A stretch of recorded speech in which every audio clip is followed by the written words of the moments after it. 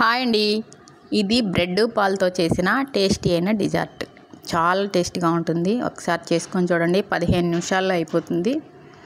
దీన్ని మనం చక్కగా తీయగా చల్లగానైనా సర్వ్ చేసుకోవచ్చు, లేదా కరకరలాడేటట్టు కూడా సర్వ్ చేసుకోవచ్చు. ఈ బ్రెడ్ పాలు ఇంకా తక్కువ ఇంగ్రీడియంట్స్తో మనం దీన్ని సర్వ్ చేసుకోవచ్చు. చాలా రుచిగా ఉంటుంది. ఎవరికన్నా ఇంటికి వచ్చిన వాళ్ళకి కూడా పెట్టడానికి చాలా స్పెషల్గా కూడా ఉంటుంది. నచ్చితే కనుక లైక్ చేయండి, షేర్ చేయండి, నా ఛానల్ని సబ్స్క్రైబ్ చేయండి. దీనికోసం ముందుగా ఒక ప్యాన్ తీసుకొని 1/2 లీటర్ పాలు తీసుకోండి. కాచినవైనా పర్లేదు, పచ్చి పాలైనా పర్వాలేదు. ఈ పాలని చక్కగా మరగనివ్వండి. కొంచెం బాగా ఒక పావుకు తరిగిపోయేటట్టుగా మరిగినా ఇంకా టేస్ట్గా ఉంటాయి. ఇలా పాలు మరుగుతూ ఉండగా, ఈ పాలు మరిగేటప్పుడే ముందే మీరు ఒక అర టీ గ్లాస్ పాలని ముందే తీసుకోండి. ఇలాగా దీనిలో మనం కస్టర్డ్ పౌడర్ కలుపుకుంటాం అన్నమాట. కస్టర్డ్ పౌడర్ కనుక మీ దగ్గర లేకపోతే కనుక కార్న్ఫ్లోర్ కానీ, బియ్యం నానబెట్టి మిక్సీ చేసిన ఆ పేస్ట్ కానీ వేసుకున్నా కూడా ఇదే కన్సిస్టెన్సీ వస్తుంది. కస్టర్డ్ పౌడర్ ఉంటే కొంచెం ఫ్లేవర్ కూడా బాగుంటుంది. ఇప్పుడు నేను ఒక 2 స్పూన్లు నిండా 2 స్పూన్లు కస్టర్డ్ పౌడర్ ఆ పాలల్లో కలుపుకొని రెడీగా ఉంచుకున్నాను. ఇప్పుడు మిల్క్ మేడ్, ఈ పాలల్లో స్వీట్నెస్ కోసం నేను మిల్క్ మేడ్ వేస్తున్నాను. మిల్క్ మేడ్ లేకపోతే పంచదార అయినా వేసుకోండి. అది మీ టేస్ట్ని బట్టి, మీ తీపిని బట్టి వేసుకోండి. మిల్క్ మేడ్ అయితే కరెక్ట్గా 4 స్పూన్లు సరిపోతుంది 1/2 లీటర్ పాలకి. మీరు తీపి మాత్రం చెక్ చేసుకోండి. ఎక్కువ తక్కువ తినేవాళ్ళు ఉంటారు కదా, దాన్ని బట్టి ముందు ఒక 2-3 స్పూన్లు వేసుకొని చెక్ చేసుకొని తర్వాత కావాలంటే 4వ స్పూన్ కూడా వేసుకోండి.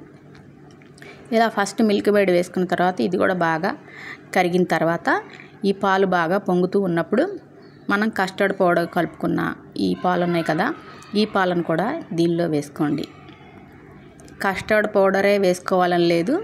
ఇది లేకపోతే మీ దగ్గర బియ్యం నానబెట్టి పేస్ట్ చేసి 2 స్పూన్లు మాత్రమే ఆ లిక్విడ్ కూడా పాలల్లో కలిపి వేసుకోవచ్చు. అలా వేసుకున్నప్పుడు కొంచెం ఇలాచీ పౌడర్ కూడా వేసుకోవచ్చు, లేదా కార్న్ఫ్లోర్ అయినా సరే కలుపుకోవచ్చు. కార్న్ఫ్లోర్ వేసుకున్నారంటే కొంచెం వెనీలా ఎసెన్స్ కూడా వేసుకోవాలి. దీని బదులు కస్టర్డ్ పౌడర్ వేసుకున్నారంటే ఫ్లేవర్ బాగుంటుంది. ఇలా కస్టర్డ్ పౌడర్ వేసిన దగ్గర నుంచి, కస్టర్డ్ పౌడర్ కలిపిన పాలు వేసిన దగ్గర నుంచి ఇలా కలుపుతూనే ఉండండి. అస్సలు ఆపొద్దు, అది అడుగంటుతుంది లేదా ముద్ద అవుతుంది. ఇలా మనకి కొంచెం చిక్కగా అయ్యే కన్సిస్టెన్సీ వచ్చే వరకు ఇలా కలుపుకుంటూ ఉండండి.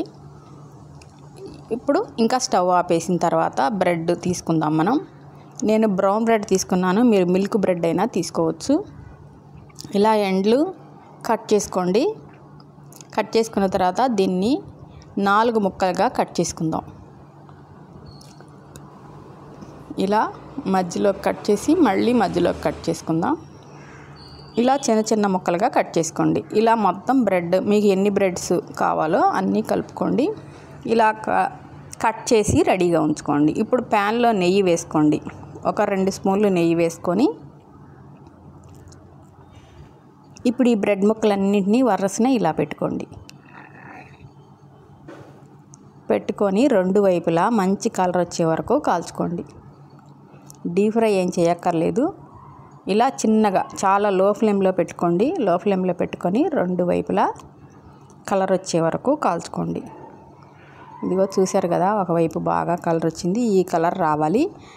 తర్వాత ఇందాక మనం పాలని తీసుకొని చల్లార్చుకున్నాం కదా, అలాగే ఈ బ్రెడ్ ముక్కలను కూడా తీసుకొని ఒక 2 మినిట్స్ చల్లార్చుకోండి. ఈ వేడివేడి వేయొద్దు, వేడివేడి వేస్తే మెత్తబడిపోతాయి. మీకు క్రిస్పీగా కావాలనుకుంటే బ్రెడ్ కూడా కొంచెం టెంపరేచర్ నార్మల్గా వచ్చేటట్టు వరకు మనం తీసుకొని రెడీగా ఉంచుకోవాలి.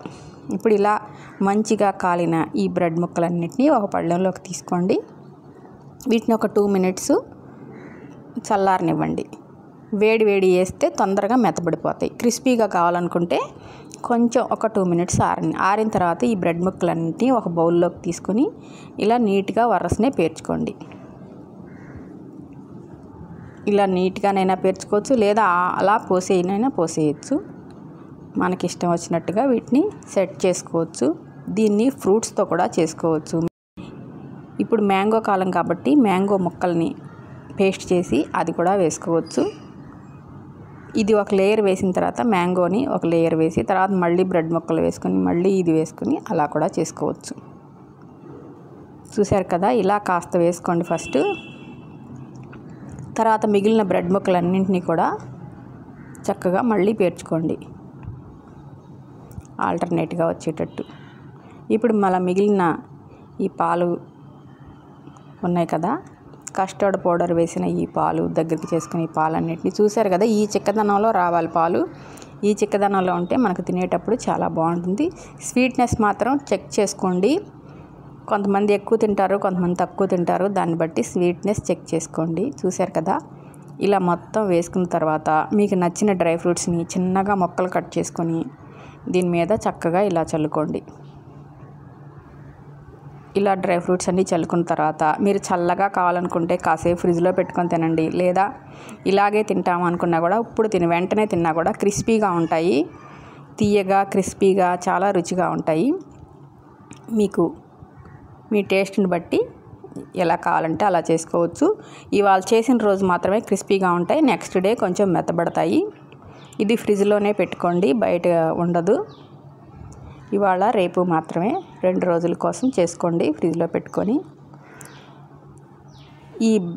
ఈ బ్రెడ్తో చేసిన ఈ డిజర్ట్ మీకు నచ్చినట్టయితే లైక్ చేయండి, షేర్ చేయండి, నా ఛానల్ని సబ్స్క్రైబ్ చేయండి. Thank you so much.